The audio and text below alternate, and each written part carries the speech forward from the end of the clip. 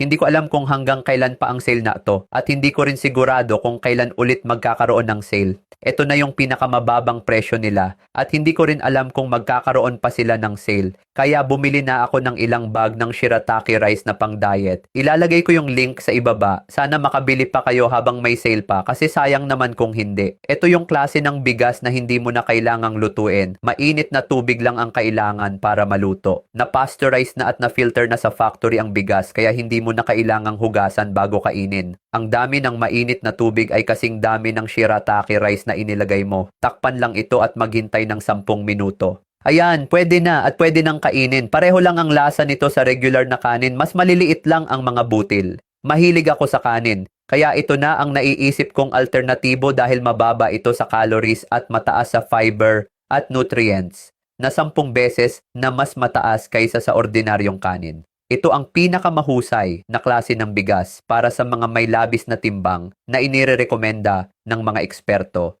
Bawat serving ay 28 calories lang. Safe ito para sa mga buntis at mga bata. Nakakatipid din kasi kalahating tasa lang ay busog na ako. Kung gusto nyo itong subukan, pindutin lang yung order button.